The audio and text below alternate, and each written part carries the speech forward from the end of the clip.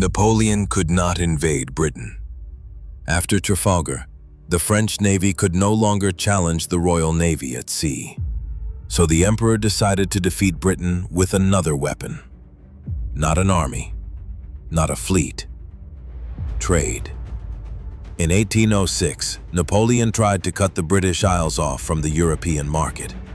He wanted to close almost the entire continent to British goods, deprive London of income, trigger a crisis, and force Britain to ask for peace. The plan became known as the Continental System.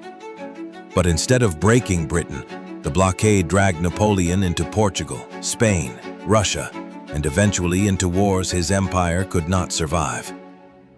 How did an economic war against Britain become one of the forces that helped destroy Napoleon's own empire? To understand that, we need to begin with France's central problem. Napoleon was stronger than almost any European army. His forces defeated Austria, Prussia, Italian states, and coalition after coalition. But Britain was built differently. It was an island. It was protected by a fleet. Its wealth depended on trade, banking, industry, colonies, and sea routes. A French army could capture Vienna or Berlin, but it could not simply march across the English Channel. In 1805, the British fleet defeated the Franco-Spanish fleet at Trafalgar. The battle did not end the war with Napoleon, but it made an invasion of Britain practically impossible. Napoleon understood that he could not force London to surrender on British soil. He would have to turn Europe into a closed market for British trade. On November 21, 1806, he issued the Berlin Decree. The decree declared the British Isles under blockade and prohibited trade with Britain in territories controlled by France or under French influence. British goods were not to enter continental ports. French allies and neutral states were expected to abandon trade with Britain. On paper, the plan looked powerful. Britain depended on exports. Its factories produced textiles, metal goods, and manufactured products for European buyers.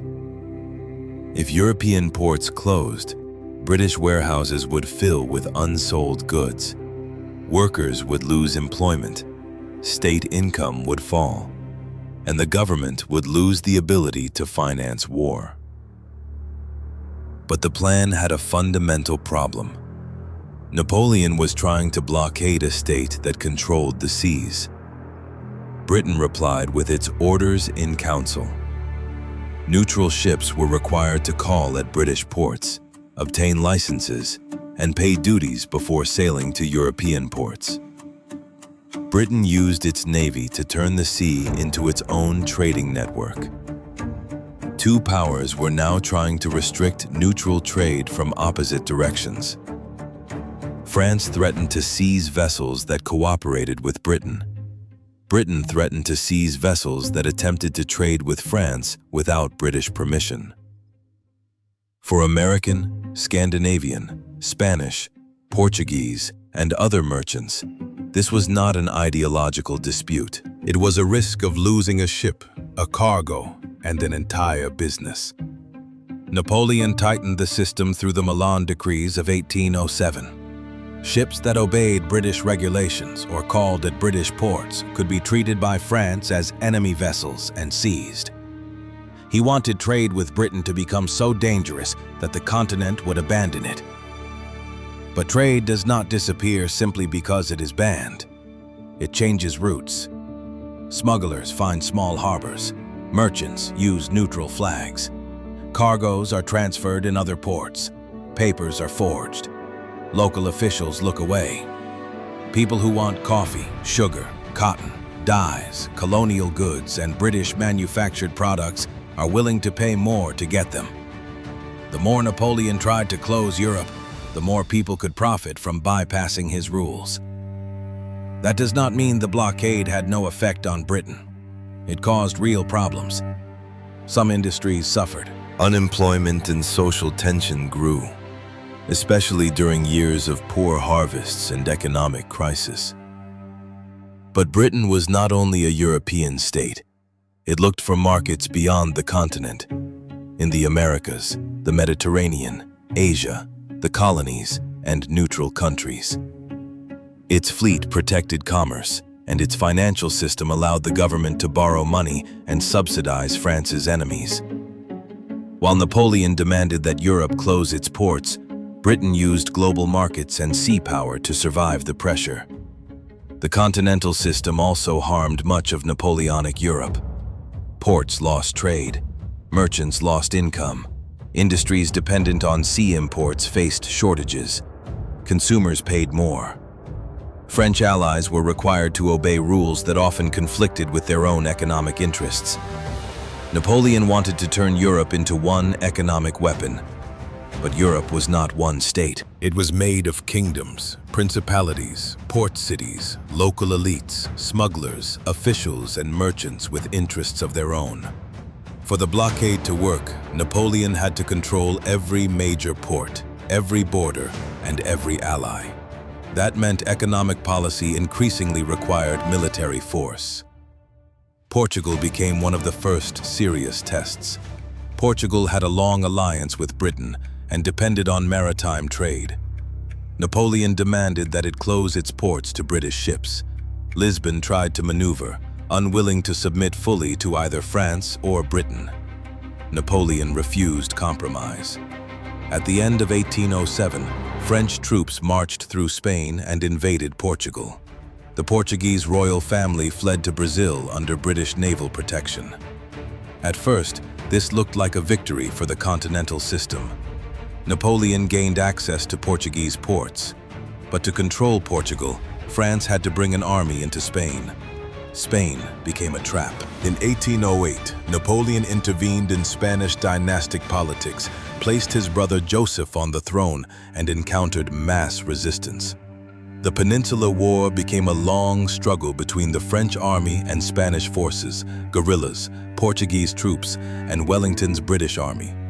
The Continental System had been designed to strangle British trade. Instead, it gave Britain a place to land troops on the continent and drain French resources for years. Napoleon had to send soldiers not against London, but against towns, villages, roads, and revolts across the Iberian Peninsula. That was the cost of trying to control trade by force. Spain was not the only problem. Russia had also joined the Continental System after the treaties of Tilsit in 1807. On paper, a Franco-Russian alliance made the blockade far more dangerous for Britain. The Baltic and northern markets could be closed. In practice, the Russian economy suffered. Russian landowners and merchants needed export markets. British goods and neutral trade still mattered. Smuggling flourished. Relations between Alexander I and Napoleon worsened over Poland, the Baltic, French influence in Europe, and economic restrictions. In December 1810, Russia relaxed its compliance with the Continental System and opened its ports to neutral ships. This was not the only cause of the coming war, but it was one of the clearest signs that Napoleon's economic system could no longer hold its allies together. Napoleon faced a choice. He could accept that the blockade would never work completely and allow Russia to follow its own interests, or he could force Russia back into the system. In 1812, he chose the second option. The invasion of Russia had several causes: conflict over the Continental System, the Polish question, rivalry between great powers, mutual distrust, and Napoleon's determination to preserve control over Europe. But economic war was at the center of the conflict. Napoleon began by trying to close markets to Britain. In the end, he led a vast army across the Russian border to force an ally to obey commercial rules. That was the logic of the system pushed to its limit. By this point, Britain was paying a high price for war as well. Its national debt was enormous, and its society faced economic hardship. But the British system had an advantage Napoleon lacked. It could use the sea, global markets, and financial connections without demanding that every ally obey one set of French rules. The difference was especially clear in Spain. Britain did not need to govern all of Spain in order to fight France. It only needed to support the Portuguese, Spanish resistance, and Wellington's army. Napoleon, by contrast, had to try to control cities, roads, ports, officials, and local governments at the same time. That is why the Peninsular War became more than another front. It exposed the limits of an empire that could win battles, but could not easily turn conquered territory into an obedient part of its economic system. The Continental System also changed France's relationships with its allies. The harder Napoleon demanded compliance, the less voluntary the alliance became. Economic policy became pressure, pressure became occupation, and occupation created new resistance.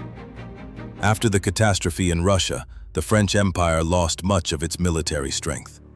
Napoleon's enemies saw that he could be defeated. In 1813, a coalition defeated him at Leipzig. In 1814, he abdicated for the first time.